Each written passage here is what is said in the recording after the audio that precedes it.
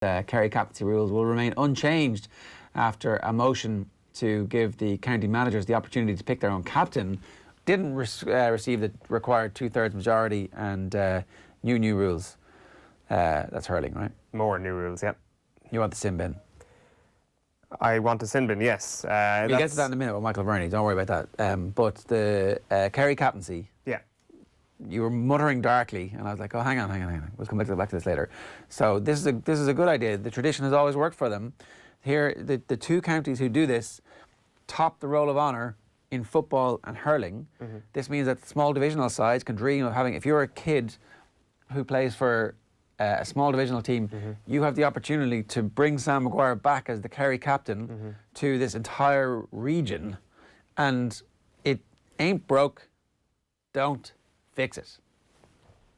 But I've got a strong suspicion that it is broke, and that this has not only not benefited Kerry over the last couple of years, but it's just been a stupid distraction for the past couple of years. Where's your evidence for that, baby? Where's your evidence for that? Where's your evidence for your points? Or top of the roll of honour. Where's your evidence for the fact that it is actually benefiting Kerry, that the captaincy is placed upon the manager of the inter-county team? This is really stupid that this thing exists, that the clubs don't trust Peter Keane to be able to select the captain of the team. Your idea about the divisional side producing a captain from a small club, that can still happen. David Clifford can still captain Kerry without this rule. The great thing is, though, David Clifford will be selected to be captain, not chosen by some sort of something that I would see this as like akin to the monarchy in the UK. You've got the divine right of God, and it's never more popular. It's bestowed upon you to captain Kerry because you found yourself in this position, and people have found themselves in this position in the very recent past. Yeah. Now, this year's worked out pretty well, because I'm all for giving a young person the opportunity to captain a team. I would have been all for James Ryan captaining Ireland. This is a fantastic opportunity for David Clifford. That does not mean it is the right selection process to do so.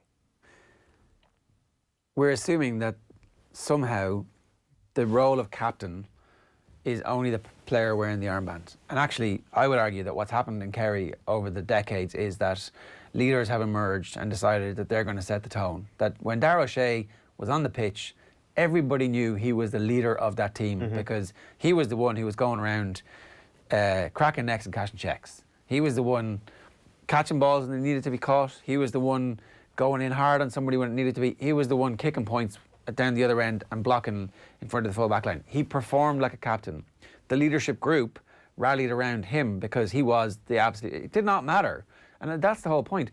If you name a captain, right, all of a sudden there's this kind of weird sense of favouritism. Well, that player is now undroppable. If you're going up against that player for a position, you're like, well, screw this. I'm like, what's the point of me? That's my point. That's my point. That player is deemed then to be undroppable. No, they're not, though. We've actually seen both Kilkenny and Kerry have had players captain All-Ireland winning teams who weren't in the team. So the captaincy is actually completely irrelevant. What we're trying to do is imbue it with this weird sense of, oh, you are Satanta, you are Cuchulainn, you are the only leader that this whole team can get behind, which all these other counties, with the exception really of Dublin, who had the miraculous situation throughout this whole period where they literally have an icon in goals who has redefined his position. That's very, very lucky. Most counties don't have that. Most counties have a best player who they send up for the throw-in and hope that the leadership group is something that is big enough so that it doesn't actually matter. This does not matter. And in a weird way, it can't be a coincidence that the two counties who have been most successful in both hurling and football are sitting there going, actually, you know what? Let's just see who the leaders are. Let's just see them evolve and develop, and we'll work with them. I don't know. I disagree with, like, I accept your point that captaincy is this strange thing, and perhaps in Gaelic football it's only about going up for the toss. I think it's a bit more than that. It's not the be all and end all. I just think it's an unnecessary thing to be forced upon the Kerry manager and the player that does become captain. I just don't see the idea behind it. And you know what? Maybe Peter Keane would completely agree with your point of view, but at least he has the decision. But I don't think to he decide does. Who goes up for it. I mean, clearly he was trying to get a change as well. He said that. He said that. No, but in terms of your view on captaincy, that maybe outside of rugby it's not actually that important as the single captain. Maybe he doesn't believe in that, but at least let him pick the captain. Bear in mind, like, there used to be small panels where being captain might have been, like, literally it might have involved trying to make a rousing speech, and so you give it to the person who makes the best rousing speech, who's also going to be in the team. Now, the squads are so big that you do need people who are, you do need the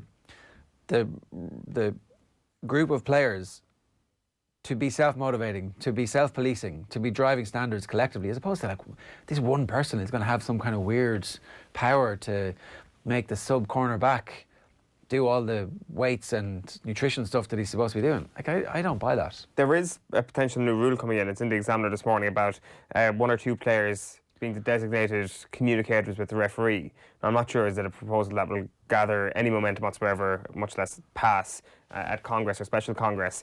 But perhaps this role then does become a significant thing in the future. I just think you could revisit at that point. Take it out of the hands of the the county championship and put it in the hands of the inter-county manager. He can pick David Clifford all he wants. He can rubbish the idea of captaincy mattering. He can completely support his view of a leadership group rather than one individual. But let it be down to the inter-county manager. Stop allowing it to be down to chance, because that's what it is.